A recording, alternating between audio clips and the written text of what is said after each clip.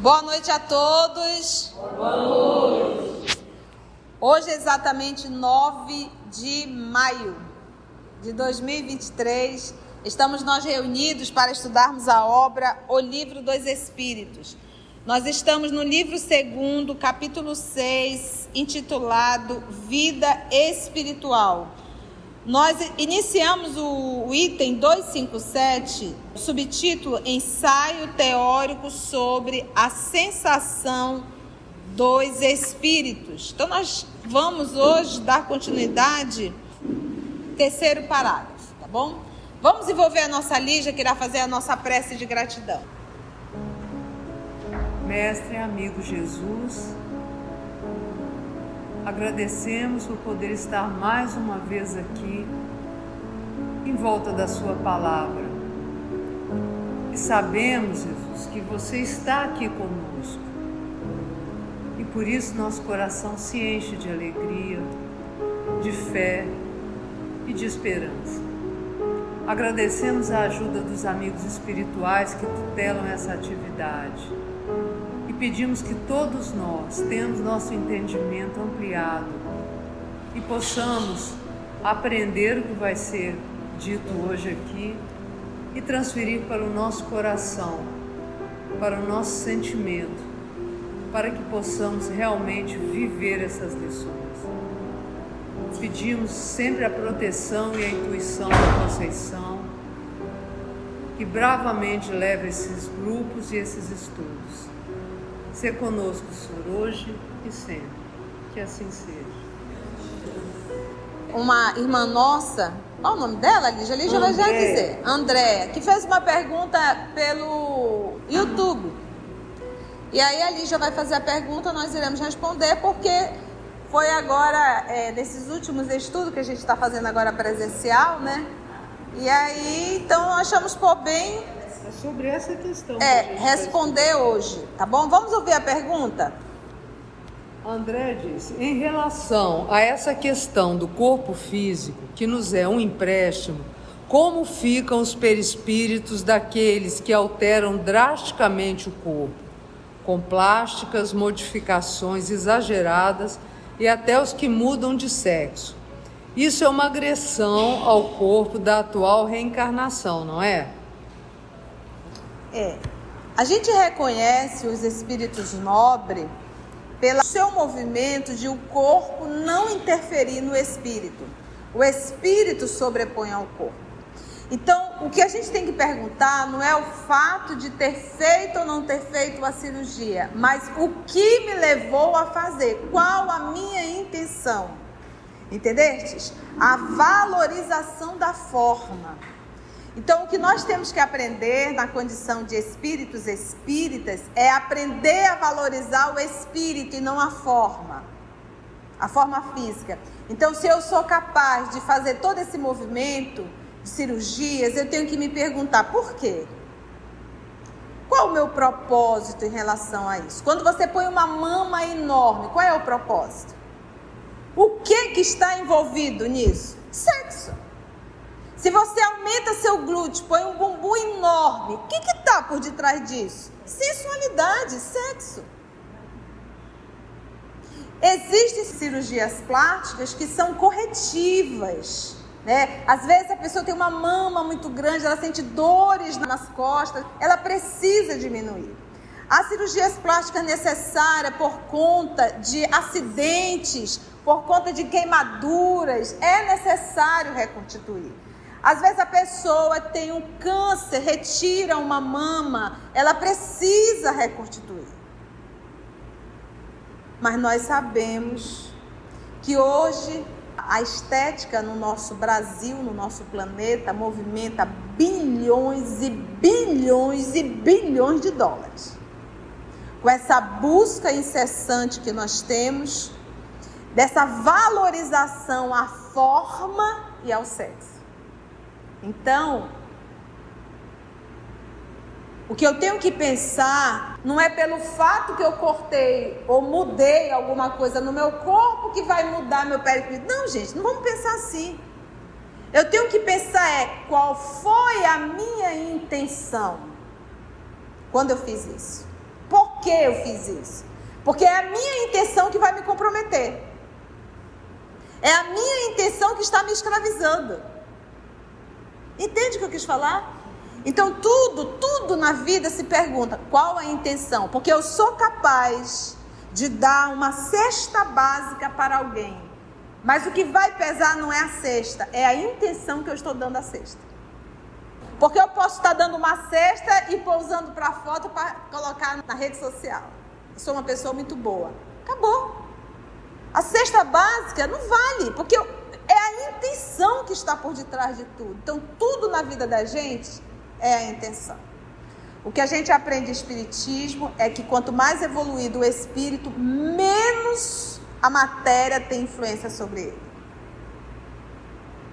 Então, os espíritos desencarnados, se é nobre, ele pergunta a Deus, vou reencarnar. Pergunta a Deus, esse entre aspas, mas pautado na lei, vou reencarnar. Para o que eu vou fazer, para o que eu preciso, qual o melhor corpo? Masculino. Então, vou no masculino e se submete. Se submete, porque não é rebelde. É no feminino, então vai e se submete, porque não é rebelde. Ficou claro, gente? Então, tudo na vida da gente é o que está por detrás. Qual a intenção de tudo. E lembrando que nós estamos num planeta de provas e expiações. Não é fácil para ninguém. Todos nós estamos vivendo provas e expiações. A gente está aqui falando de evangelho, mas eu não estou sentado no pudim, não. Eu também vivo provas e eu também vivo expiações. Então está todo mundo dentro do mesmo barco, uns mais, outros menos. Entendeu? Ficou claro isso? Então a pergunta da irmã parece assim que é o fato de ter feito a cirurgia. Não, é o que me levou a fazer a cirurgia. E só nós podemos dar essa resposta. O que está por detrás de tudo isso? Então, se eu aumento a mama, é a sensualidade. O que envolve é a sensualidade. Eu quero provocar. Então, eu estou aprisionada aonde? Ao sexo. Que tem uma função, fazer menino.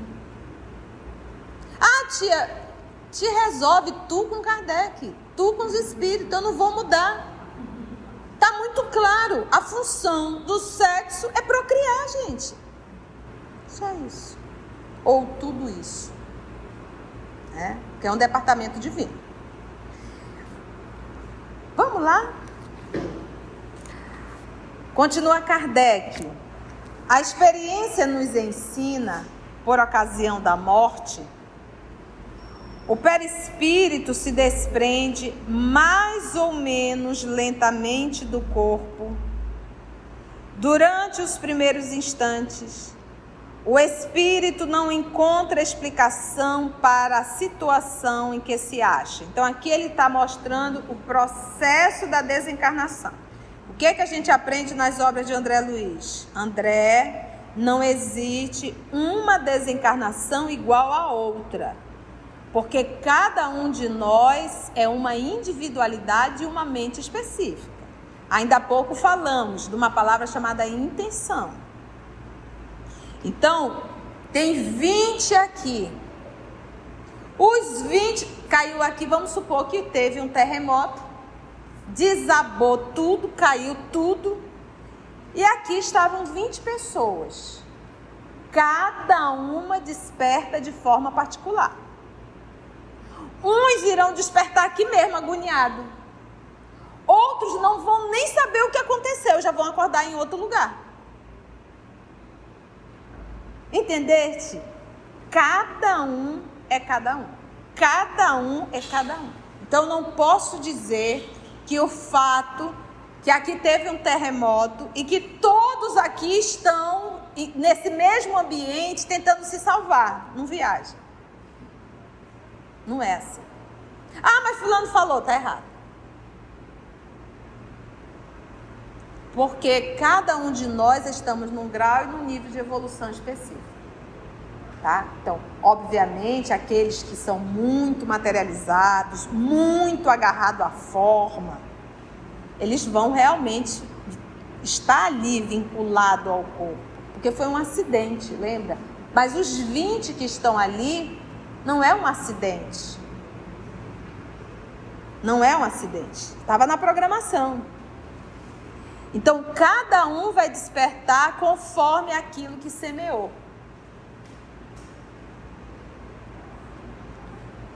Avião. Caiu o avião, desabou, 300. Cada um tem uma história, um despertar.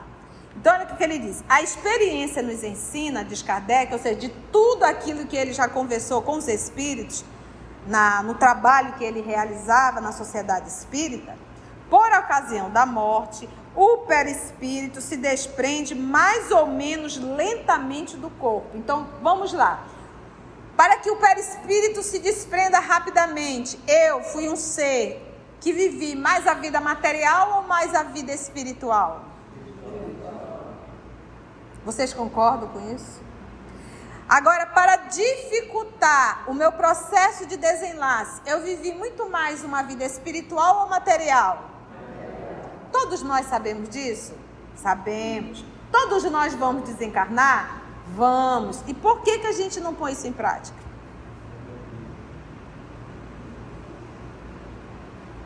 Né? Por que no nosso dia a dia a gente não aprende a se espiritualizar ao invés de se materializar cada vez mais? Buscando coisas físicas. Entende? Durante os primeiros instantes, o espírito não encontra explicação para a situação em que se acha. Ele fica ali no estado de perturbação. O que será que aconteceu, hein? Aonde é que eu estou? Né? E isso em qualquer lugar. Ele pode acordar num pronto-socorro do mundo espiritual, uma casa de assistência. Ele pode se acordar num lugar turbulento. Então, cada um vai despertar conforme a sua vida aqui na Terra. Quanto mais espiritualizado, maior facilidade de desprendimento. Quanto mais materializado, maior dificuldade de desprendimento. Tá bom, gente? Por quê? Porque o corpo perispiritual, ele está ligado a cada célula. Ele está ligado a cada célula. No processo, eu estou aqui encarnado, mas quanto mais materializado, mais arraigado. Quanto mais eu me espiritualizo aqui na carne, ou seja, eu aprendo a viver a vida de espírito mesmo na carne. Eu não sou escravizado pelas coisas do corpo. Eu me alimento, mas eu não sou escravo da alimentação. Entende? Eu cuido do corpo, mas eu não adoro o corpo. Eu não idolatro a forma física. Eu posso até usar o sexo com respeito e responsabilidade pela função. Então é isso que nós temos que aprender. Não é para viver uma vida de beato, como se diz, mas tudo que se faz com respeito e com equilíbrio. Estuda, se esforça para viver o bem. É o ser que está constantemente fazendo um esforço para se tornar um humano melhor. É só isso. Largar a forma, os excessos, a idolatria da forma, as drogas, e por aí se vai. A gente sabe, a gente conhece tudo.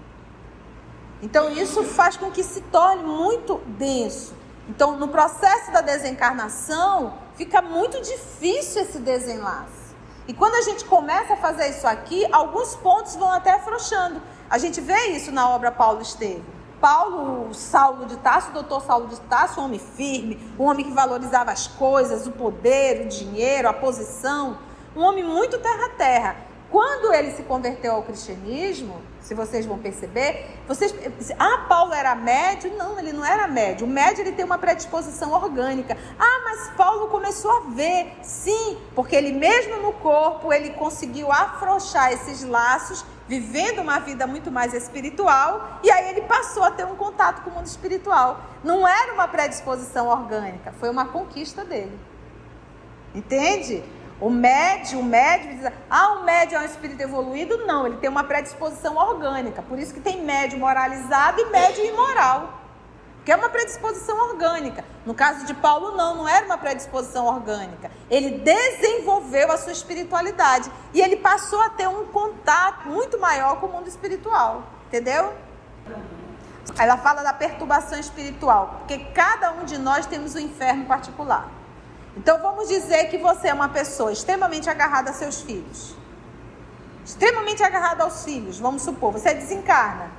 Você vai ficar louca no mundo espiritual. Cadê meu filho? Cadê meu filho? Cadê meu filho? Eu tenho que voltar para casa, eu tenho que fazer o almoço, eu tenho que trabalhar, eu tenho que fazer... É um estado de perturbação. E sem entender o que está acontecendo. Porque esse estado de perturbação é sem entender o que está acontecendo. Você já deve ter vivido aquela experiência que você acorda pela manhã, assim, num susto, e você não sabe aonde você está. Você já viveu isso alguns segundos? Todo mundo já viveu esse momento de... Isso é perturbação. Que você diz assim... Oi? Aí você vai se familiarizando de novo. Eu estou em casa, eu sou Conceição. E aí você vai voltando para o corpo. Entendeu? Então isso realmente... Esse é um estado de perturbação. Que para alguns demora alguns segundos. Para outros algumas horas, meses, anos, décadas. Em estado de perturbação. Nosso André ficou 8 anos. Só de umbral. Entendeu? Entendeu, gente? É difícil compreender isso? Ficou claro? Então, cada um é uma individualidade. Tá? Não existe uma desencarnação igual a outra. Cada um é uma individualidade. Diz Jesus, aonde está o teu coração, aí também vai estar o quê? O teu tesouro. Mente, condição moral, apego. Entendeu? Olha só, o espírito não encontra explicação para a situação em que se acha, não acredita estar morto, porque se sente vivo, vê seu corpo de um lado, sabe que é o seu, mas não compreende que esteja separado dele do corpo. Essa situação dura enquanto existir algum laço entre o corpo e o perispírito. Um suicida nos dizia, não estou morto. E acrescentava, no entanto, sinto os vermes a me roerem. Porque como ele está ainda vinculado e acoplado ao corpo físico, tudo que acontece com o corpo, ele, espírito, registra. E é um recurso da espiritualidade, é um recurso da divindade. Porque o que acontece? Como eu sou uma pessoa que adoro a vida orgânica, adoro os prazeres, adoro as coisas da carne, eu sou uma pessoa bem arraigada. No processo da desencarnação, principalmente se foi uma desencarnação rápida, um acidente, alguma coisa parecida, tia, todo mundo que sofreu um acidente, é isso que você vai falar? Não, cada caso é um caso. Mas vamos supor que essa pessoa cometeu, por exemplo, suicídio, que não é um acidente. Estava programado? Não, ninguém nasce programado para cometer o suicídio, nem para matar. Ninguém nasce programado para fazer o mal. Pronto. A gente nasce para aprender e fazer o bem. Ninguém nasce programado para fazer o mal. Mas a pessoa cometeu o suicídio. Lembra que cada fio liga o perispírito a cada célula? Nós temos bilhões de células, então são bilhões desses fios. E o que acontece? No momento da enfermidade, independente da idade, a enfermidade, à medida que as células vão morrendo, esses fios, naturalmente, eles vão se soltando através da doença, da enfermidade. Você vê ali a pessoa se desligando da forma, você vê a expressão da pessoa vai mudando, não é verdade? Então ali os fios estão soltando. No processo do suicídio, houve um rompimento agressivo, acabou a vitalidade. Se o corpo não tem vitalidade, não tem mais como o espírito atuar. É como se fosse um circuito ali ligando, dando um choque, vamos supor. Estou tentando explicar. E ele sente tudo o que acontece com o corpo. Só é o suicida? Não. A pessoa que é agarrada ao corpo, ela também vai sentir. A não ser que ela tenha uma enfermidade, 3, 4, 5, 6 anos, em que ela mesmo vai para o cantinho da reflexão, vê que a forma física não é esse valor todo, repensa as besteiradas que fez uma vida toda, e chega um momento de tanto sofrimento que a própria pessoa já diz o quê? Queria morrer. Eu não aguento mais. Entendeu? A dor como uma bênção, levando a pessoa para o cantinho do sossego para repensar, fazer o balanço, e ela mesmo poder ir se desligando e aceitando esse novo, essa nova condição. Entende, gente? E quando a gente é muito arraigado e que a gente morre ainda em plena saúde, nós temos um número muito grande de pessoas que infartam, né? Às vezes por algumas medicações que usam e acabam ali infartando. Imagina a pessoa acordar no mundo espiritual. Pô, mas eu estava lá no motel, o que está acontecendo? Acabou. Olha a agonia. Mas era hora de eu morrer? Não. Só não era para ter tomado aquele remédio. Entendeu, gente? Eu gosto de trazer assim bem claro, que é pra gente entender o que a tia tá falando. Então nem tudo é a hora. A gente vai colocando os pés pelas mãos. Às vezes uma pessoa vai fazer uma cirurgia plástica por pura vaidade, tem um choque anafilático e não morre. Tinha que acontecer? Não. Mas toda vez que eu entro no centro cirúrgico, eu sei que eu não estou indo comer um x-salada, que eu estou correndo risco de vida. Entende? E essa é a lição. Chego no mundo espiritual, mas o que aconteceu? Eu só fui... É encapsulada que chama, né? Encapsulou, fui desencapsular. Morreu. Agora nem cápsula, nem sem cápsula. Morreu, acabou tudo, está tudo sendo deteriorado, você voltou antes da hora. Porque cada vez que você vai a um centro cirúrgico e você pega anestesia, você pode ter um choque anafilático. Tem como adivinhar isso? Não tem. Estava na hora? Não estava. É aquilo que a gente diz, cuidar do corpo. E se eu tenho uma vida, que eu me esforço para ter uma vida espiritual, 90% da saúde está garantida. Já começo a, vamos dizer assim, eliminar uma série de doenças sexualmente transmissíveis. Eu tenho uma vida equilibrada, não é verdade? Se eu consigo me espiritualizar, eu já aprendo a comer o necessário. Já eliminei aí diabetes, colesterol, triglicerídeo, uma série de coisas, né? Porque eu não tenho a gula. Se eu aprendi a me espiritualizar, eu aprendi a respeitar o instrumento que Deus me emprestou. Então eu levo ele para fazer exame. Entendeste? Então quando a gente fala da gente começar a se espiritualizar, a gente está falando de uma maturidade. A gente está falando de um respeito. A gente está falando de viver melhor. A gente é tão tantã que a gente acha que viver melhor é sair fazendo o que a gente faz. Tudo que dá na cabeça. Essa é a pior forma de viver. Porque daqui a pouco a doença vai bater na porta. Você acabou com o corpo, você estourou tudo, não teve jeito. Então, em verdade, é um suicídio. Mesmo que seja indireto, mas é um suicídio.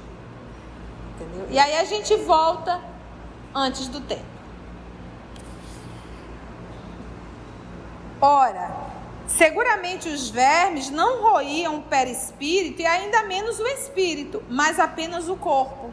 E ele não estava ligado ao corpo, então ele sentia. Ele sentia. Para as pessoas que são muito agarradas à forma, que ficam aprisionadas no corpo físico, que ficam dentro do cemitério, algumas vezes aprisionadas à forma, Quando o corpo começa a entrar em decomposição, alguns espíritos sentem um mau cheiro do corpo e começam a sentir os vermes. Então eles correm desesperados. Então é até mesmo um recurso para que a pessoa possa se desligar. Por quê? Porque existem fios que só o próprio espírito pode desligar. Não tem como um espírito superior chegar lá, tadinha da Conceição, vamos desligar. Não pode. Não tem como. Só o próprio espírito pode fazer isso. Entendeu? Entendeu? Então ele tem que... Então, quando ele vê aquele corpo mau cheiro, quando ele escuta o barulho dos vermes, aí ele entra em desespero. Aí ele quer sair, ele quer fugir, ele quer largar. E aí ele consegue se desligar. Mas por uma pressão enorme.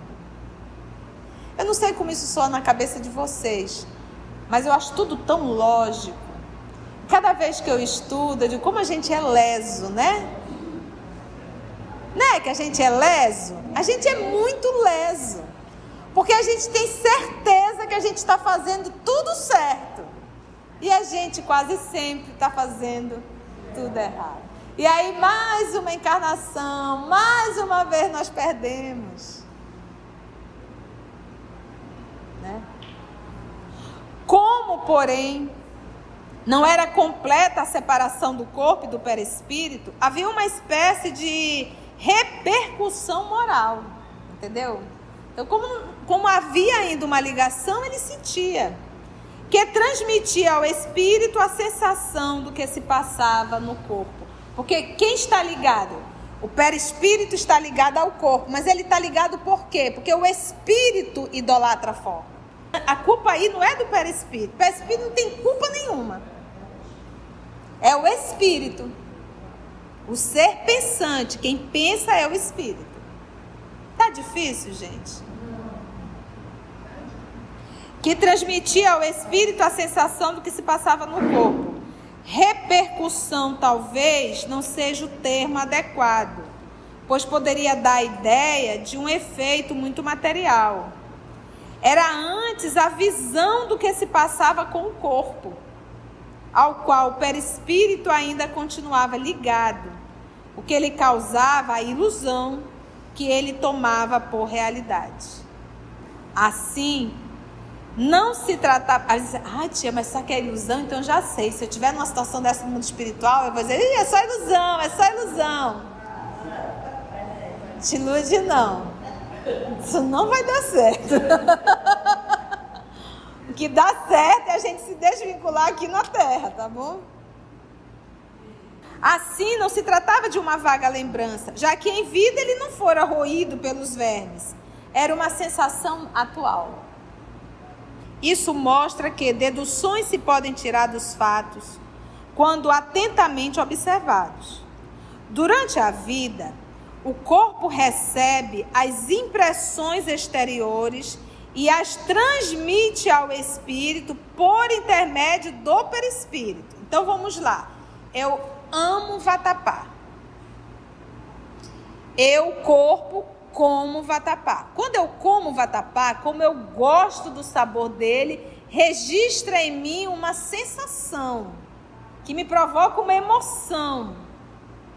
E aí o corpo perispiritual vai e transmite para o espírito, não é o gosto do vatapá, é a emoção, a alegria que aquilo me deu. E aí eu vicio quem? O espírito. Quando vê vatapá, fica desesperado. Entendeu?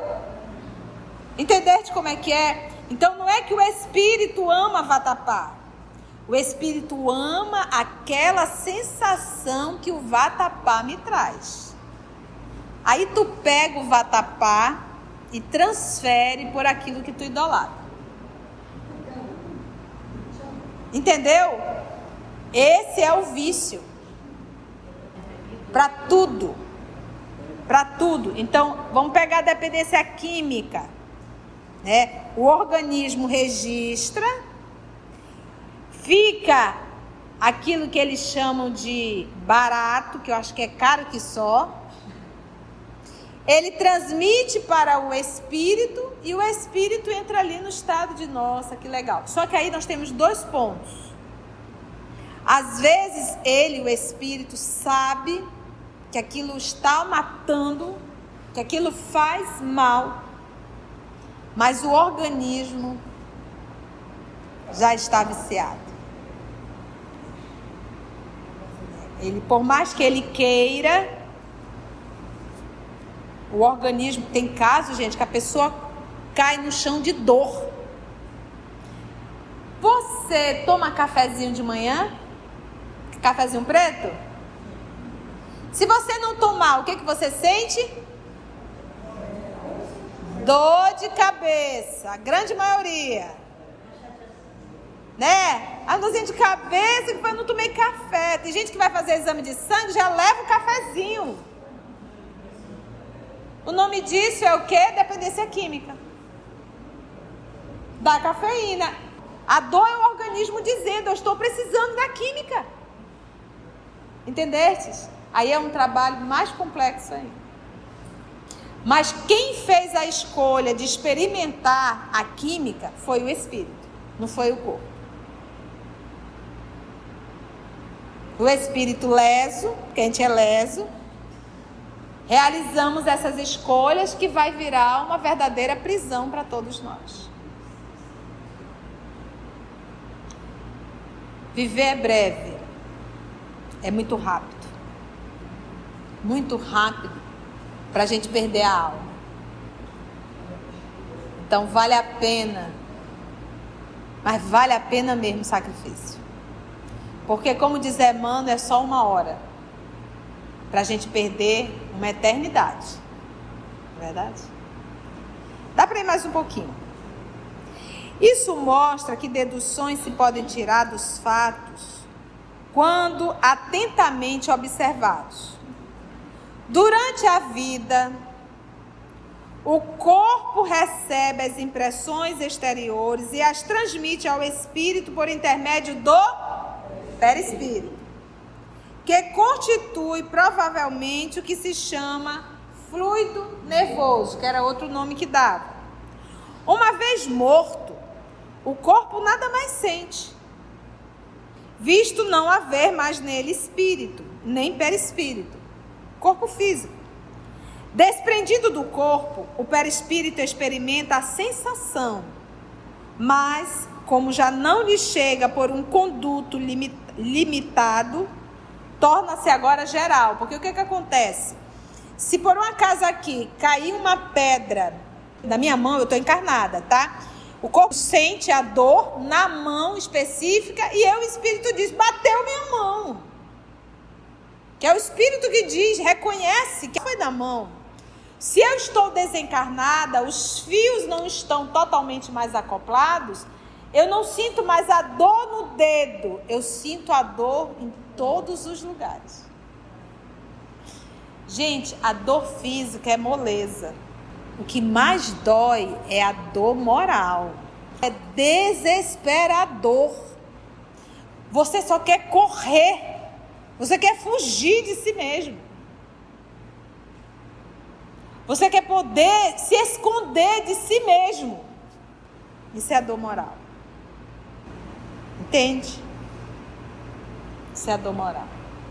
E não tem como a gente deixar de existir. Sabe quando a gente faz uma besteira que a gente diz, não quero mais nem tocar nesse assunto, que é para eu não lembrar? Pois é, no mundo espiritual não existe isso. Porque o assunto vem igual um sino. Bam, bam, bam. E aquilo é bom te perturbar. Porque o pior juiz é a minha própria consciência.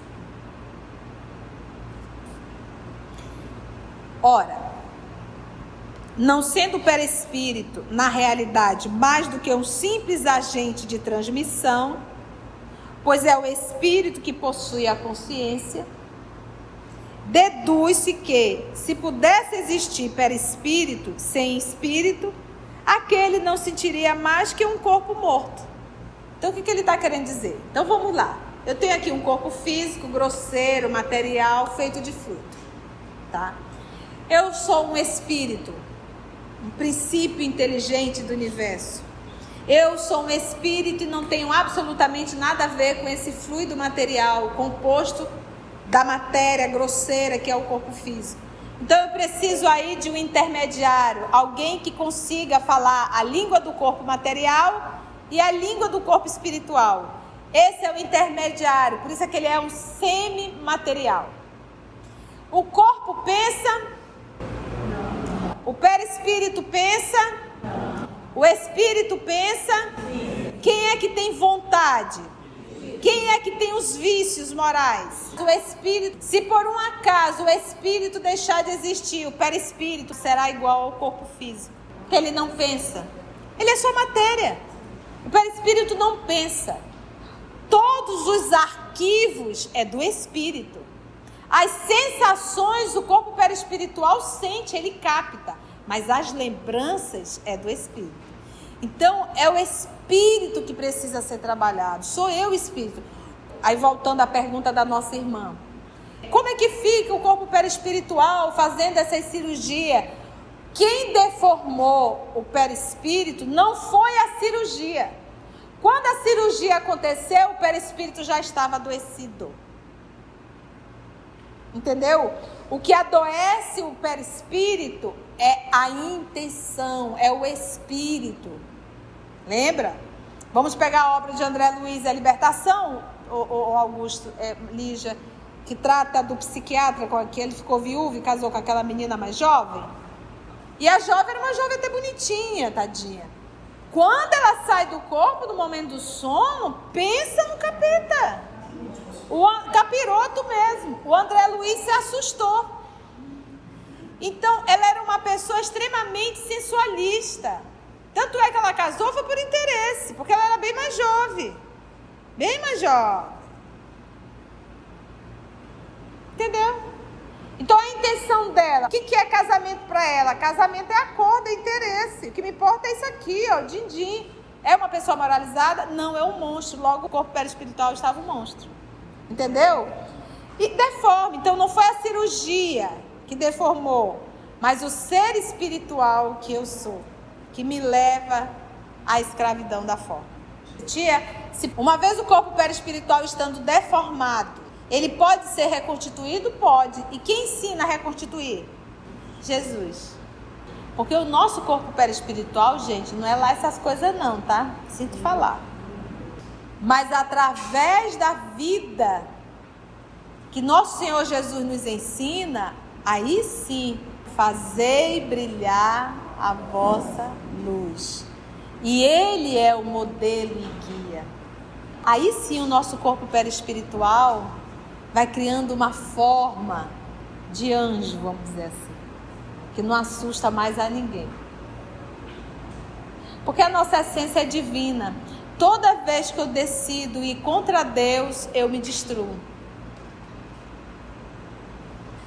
Foi bom, gente? Vamos dar uma paradinha aí? Quem quiser aprofundar perispírito, livro A Gênese, tá bom? Capítulozinho logo ali depois dos fluidos, capítulo 15. Antes de orarmos em agradecimento, vamos ouvir algumas considerações da tia que destacamos neste estudo para a reflexão dos ensinamentos. Vamos aos destaques da tia? Então, o que nós temos que aprender na condição de espíritos espíritas é aprender a valorizar o espírito e não a forma física. O que eu tenho que pensar não é pelo fato que eu cortei ou mudei alguma coisa no meu corpo que vai mudar meu perispírito. Não, gente, não vamos pensar assim. Eu tenho que pensar qual foi a minha intenção quando eu fiz isso. Por que eu fiz isso? Porque é a minha intenção que vai me comprometer. Cada um vai despertar conforme a sua vida aqui na Terra. Quanto mais espiritualizado, maior facilidade de desprendimento. Quanto mais materializado, maior dificuldade de desprendimento. Tá bom, gente? Por quê? Porque o corpo perispiritual, ele está ligado a cada célula. Ele está ligado a cada célula. No processo, eu estou aqui encarnado, mas quanto mais materializado, mais arraigado. Quanto mais eu me espiritualizo aqui na carne, ou seja, eu aprendo a viver a vida de espírito mesmo na carne. Eu não sou escravizado pelas coisas do corpo. Eu cuido do corpo, mas eu não adoro o corpo. Eu não idolatro a forma física. Então é isso que nós temos que aprender. Não é para viver uma vida de beato, como se diz. Mas tudo que se faz com respeito e com equilíbrio. Estuda, se esforça para viver o bem. É o ser que está constantemente fazendo um esforço para se tornar um humano melhor. É só isso.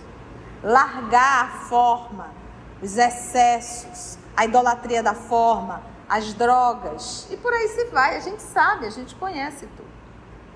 Então isso faz com que se torne muito denso. Então no processo da desencarnação fica muito difícil esse desenlace. E quando a gente começa a fazer isso aqui, alguns pontos vão até afrouxando. Não existe uma desencarnação igual a outra. Cada um é uma individualidade. Diz Jesus: aonde está o teu coração, aí também vai estar o quê? O teu tesouro. Mente, condição moral, apego. Cada caso é um caso. Mas vamos supor que essa pessoa cometeu, por exemplo, suicídio, que não é um acidente. Estava programado? Não. Ninguém nasce programado para cometer o suicídio, nem para matar. Ninguém nasce programado para fazer o mal. Pronto. A gente nasce para aprender e fazer o bem. Ninguém nasce programado para fazer o mal. Mas a pessoa cometeu o suicídio. Lembra que cada fio liga o perispírito a cada célula? Nós temos bilhões de células, então são bilhões desses fios. E o que acontece? No momento da enfermidade, independente da idade, a enfermidade, à medida que as células vão morrendo, esses fios, naturalmente, eles vão... No processo do suicídio, houve um rompimento agressivo, acabou a vitalidade. Se o corpo não tem vitalidade, não tem mais como o espírito atuar. É como se fosse um circuito ali ligando, dando um choque, vamos supor. Estou tentando explicar. E ele sente tudo o que acontece com o corpo. Só é o suicida? Não. A pessoa que é agarrada ao corpo, ela também vai sentir. A não ser que ela tenha uma enfermidade, 3, 4, 5, 6 anos, em que ela mesmo vai para o cantinho da reflexão, vê que a forma física não é esse valor todo, repensa as besteiradas que fez uma vida toda, e chega um momento de tanto sofrimento que a própria pessoa já diz o quê? Queria morrer. Eu não aguento mais. Entendeu? A dor como uma bênção. É aquilo que a gente diz, cuidar do corpo. E se eu tenho uma vida, que eu me esforço para ter uma vida espiritual, 90% da saúde está garantida. Eu tenho uma vida equilibrada, não é verdade? Se eu consigo me espiritualizar, eu já aprendo a comer o necessário. Se eu aprendi a me espiritualizar, eu aprendi a respeitar o instrumento que Deus me emprestou. Entendeste? Então, quando a gente fala da gente começar a se espiritualizar, a gente está falando de uma maturidade, a gente está falando de um respeito, a gente está falando de viver melhor. A gente é tão tantã que a gente acha que viver melhor é sair fazendo o que a gente faz, tudo que dá na cabeça. Essa é a pior forma de viver. Porque daqui a pouco a doença vai bater na porta. Você acabou com o corpo, você estourou tudo, não teve jeito. Para as pessoas que são muito agarradas à forma, que ficam aprisionadas no corpo físico, que ficam dentro do cemitério, algumas vezes aprisionadas à forma, quando o corpo começa a entrar em decomposição, alguns espíritos sentem um mau cheiro do corpo e começam a sentir os vermes. Então eles correm desesperados. Então é até mesmo um recurso para que a pessoa possa se desligar. Por quê? Porque existem fios que só o próprio espírito pode desligar. A gente tem certeza que a gente está fazendo tudo certo. E a gente quase sempre está fazendo tudo errado. E aí, mais uma encarnação, mais uma vez nós perdemos. O que dá certo é a gente se desvincular aqui na Terra, tá bom? O corpo perispiritual vai e transmite para o espírito. É a emoção, a alegria que aquilo me deu. E aí eu vicio quem? O espírito. O espírito ama aquela sensação. Entendeu? Esse é o vício. Para tudo. Para tudo. Então, vamos pegar a dependência química. Né? O organismo registra, fica aquilo que eles chamam de barato, que eu acho que é caro que só. Ele transmite para o espírito e o espírito entra ali no estado de nossa, que legal. Só que aí nós temos 2 pontos. Às vezes o espírito, sabe que aquilo está matando, que aquilo faz mal, mas o organismo já está viciado. Mas quem fez a escolha de experimentar a química foi o espírito, não foi o corpo. Realizamos essas escolhas que vai virar uma verdadeira prisão para todos nós. Viver é breve, é muito rápido para a gente perder a alma. Então vale a pena, mas vale a pena mesmo o sacrifício. Porque como diz Emmanuel, é só 1 hora para a gente perder uma eternidade. Gente, a dor física é moleza. O que mais dói é a dor moral. É desesperador. Você só quer correr. Você quer fugir de si mesmo. Porque o pior juiz é a minha própria consciência. O corpo pensa, o perispírito pensa, o espírito pensa. Quem é que tem vontade? Quem é que tem os vícios morais? O espírito. Se por um acaso o espírito deixar de existir, o perispírito será igual ao corpo físico. Porque ele não pensa. Ele é só matéria. O perispírito não pensa. Todos os arquivos é do espírito. As sensações o corpo perispiritual sente, ele capta. Mas as lembranças é do espírito. Então, é o espírito que precisa ser trabalhado. Sou eu o espírito. Entendeu? O que adoece o perispírito é a intenção, é o espírito. Uma vez o corpo perispiritual estando deformado, ele pode ser reconstituído? Pode. E quem ensina a reconstituir? Jesus. Através da vida que nosso Senhor Jesus nos ensina, aí sim, fazei brilhar a vossa luz. E Ele é o modelo e guia. Aí sim o nosso corpo perispiritual vai criando uma forma de anjo, vamos dizer assim, que não assusta mais a ninguém. Porque a nossa essência é divina. Toda vez que eu decido ir contra Deus, eu me destruo. Amigos, vocês que estão acompanhando, amigos, amigas do nosso canal, se você chegou até aqui o final, deixa seu comentário. É muito importante a gente poder ler o teu comentário. Não esqueça de curtir para que possa divulgar a página. Dá o seu like, né? E, se possível, faça a sua inscrição no nosso canal e toca o sininho. Porque quando você toca o sininho, o YouTube avisa para você quando o EOS publicar um novo estudo. Então, receba um grande abraço da família EOS Manaus. Assim, concluindo o nosso estudo de hoje e agradecendo o nosso Mestre Jesus por mais este momento de aprendizado, vamos orar? E assim agradecemos a Deus, nosso Pai, a Jesus, o amor de nossa vida, e aos amigos espirituais aqui presentes que sempre nos inspiram e nos conduzem. E se Deus nos permitir, até o nosso próximo encontro.